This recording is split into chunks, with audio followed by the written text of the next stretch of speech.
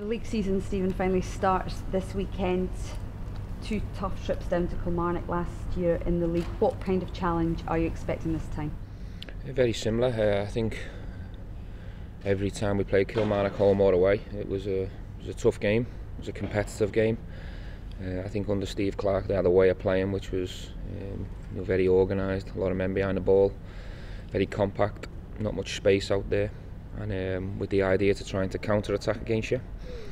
And they had some joint success against us. We'll wait and see whether the new manager Angelo does the same thing, a similar game plan. But it's difficult to predict because throughout pre-season they've played a different style which was quite open, and they've tried to play more football on the floor, and it hasn't really worked out for them. So if I was to guess, I think they might go back to more of how it looked under Steve Clarke, but that's me guessing. How important is it for Rangers to get off to a good start in the league campaign? Well, I think that's always the plan going into any season. It's the same as a player, it's no different as a manager. We've had a very successful pre-season in terms of keeping people fit and healthy and getting them in good condition. We've got players coming up to speed, so I've got a fully fit squad to pick from. We've got a doubt with Stephen Davis that we'll check today, and tomorrow we've got our fingers crossed he'll pull through. So we're in good shape, we're in a good place, and now we've got to go and try and put in a performance that builds on our successful pre-season, and hopefully that'll be enough to get a positive result. On Sunday you told us that you were going to try and get Alfredo Morelos to come and face the press. Has there been any update on that? No. Do you feel that he owes it to the club and to the fans to come out and put to bed the speculation surrounding his future? I think he should address the speculation, yes. But I don't think he owes anyone anything. He's come in here for a very cheap fee and he's scored an unbelievable amount of goals. So I wouldn't say he owes anyone anything. But I think when you're adored and you've got the support that Alfredo's got, I'm sure every fan wants to know where his future lies. So I think he should address that, but that's my own personal opinion. Do you get the sense from him that he's still as committed as he was last season to the club? Yes, I mean, if I seen any signs that he wasn't, he wouldn't be involved on a match day. He trains really hard, he's smiling about the place. He got an unfortunate niggle at the beginning of pre-season which set him back a week or two, but I think now he's ready to fire. He came on last night and nearly got a couple of goals for us, but he had that threat about him, and he'll train the next few days and he'll be available for selection at the weekend. You said a few weeks ago that he wouldn't be so late in the window because you didn't want to be left short in that area. That's the same for any player. It's very difficult in the transfer window as it is, so the later it goes on it becomes even more difficult, especially when you're talking about top talents, because they're either not out there or other teams don't want to sell them. So we certainly won't be putting ourselves in a panic situation, but that goes for all the players. So if anyone thinks they can come for any of our players late in the window, they'll be wasting the time. Is there a cut-off point where you say that no more bids will be even sort of reviewed or looked at? Yeah, I mean, it's not. We haven't put an exact date and time on it, but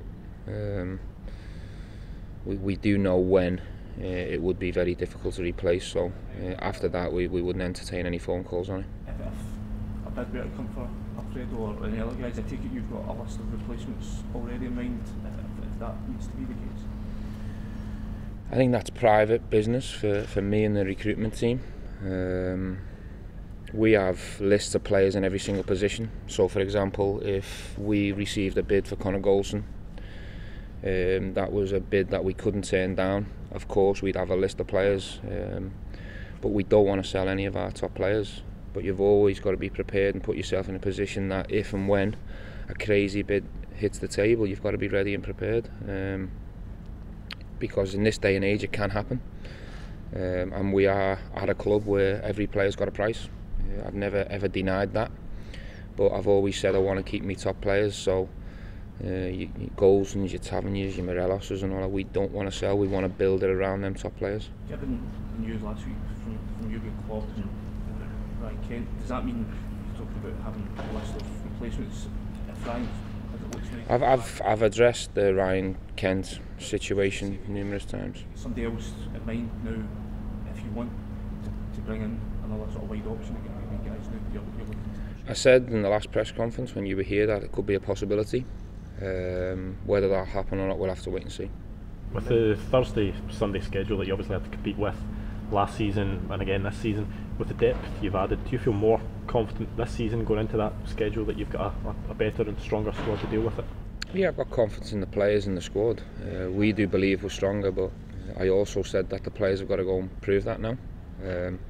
It's all right having healthy numbers and great names on paper, but the names we have added and the strength we have tried to create, they've got to go and put in performances now that improve on the consistency from last season. So time will tell, but in terms of belief and confidence in the players, I've certainly got that.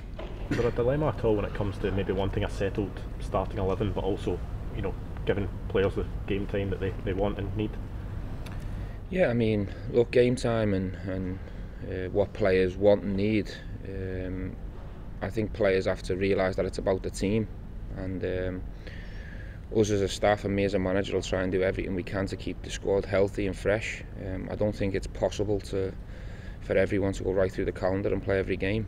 So players have to be professional and understand when they're in or out, and when they are in, take the opportunity.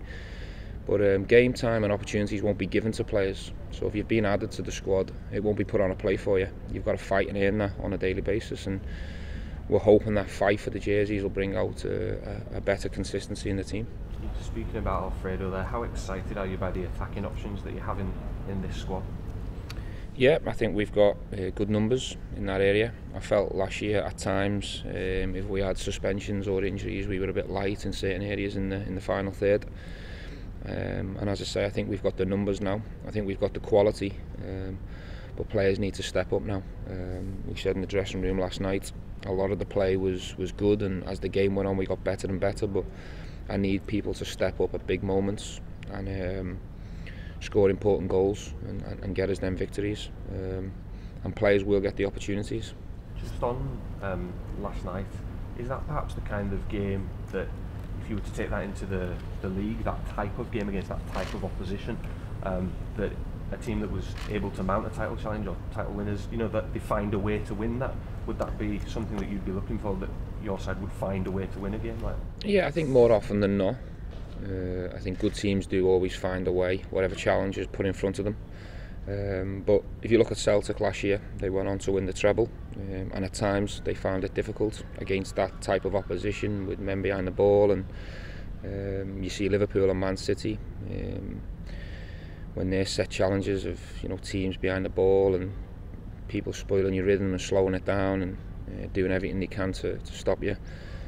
Even the best teams in the world, at times, they have stumbling blocks and setbacks. So I'm not naive enough to think it's always going to be smooth and we're going to go on and win every game and everything's going to be fine.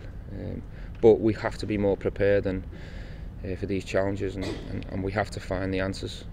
You spoke before the progress tie as a whole about how that would represent progression for the club from 2 years ago.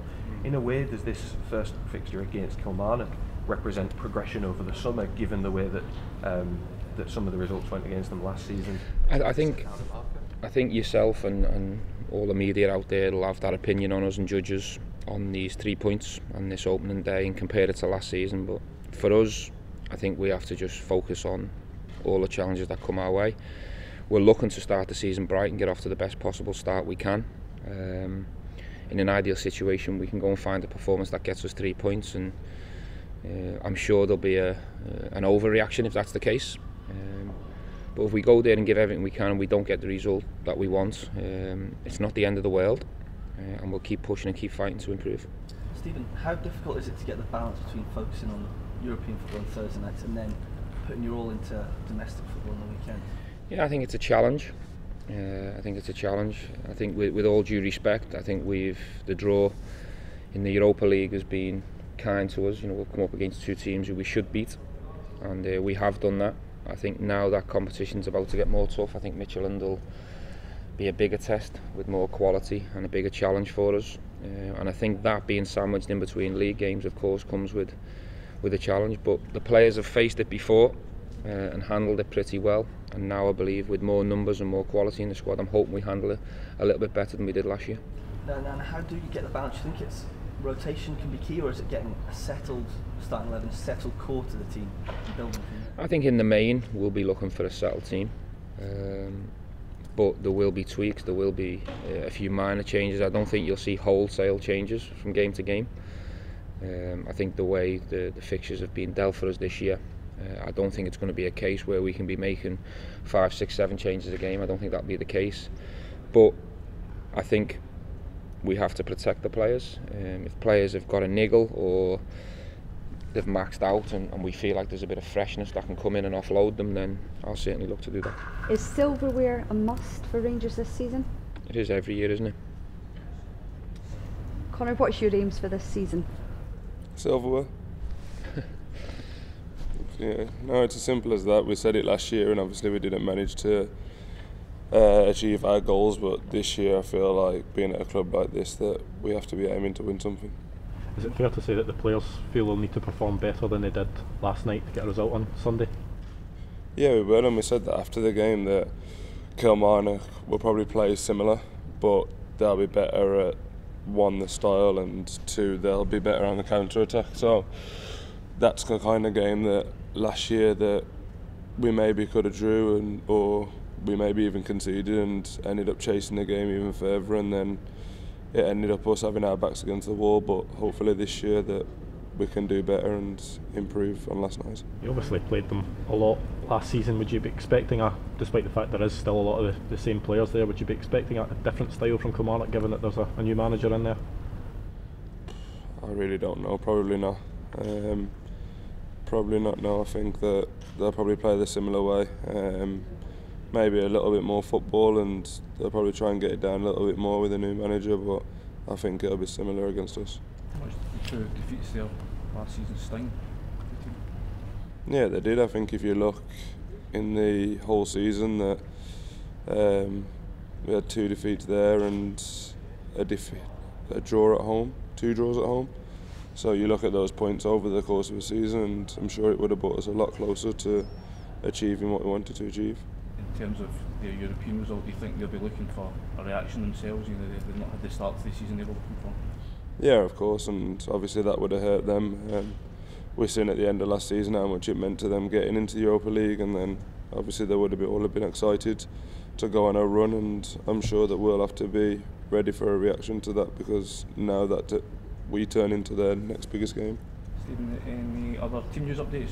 John Flanagan and Jimmy Murphy? John Flanagan will play tonight, so he'll push from 30 to 60 minutes tonight. Philip Hollander will go 90 minutes tonight, and then he should be close to near enough being ready. Jamie Murphy's got a niggle in his groin, which is setting back a few days, and Graham Doran's has reported a calf issue that we've scanned last night that we're waiting for results on. In terms of offloading players, is there any deals closer to? Yes, Glenn Middleton's very close to going on loan to NAC Breda over in the Dutch League, which is a wonderful opportunity for him to go and get a lot of football and develop.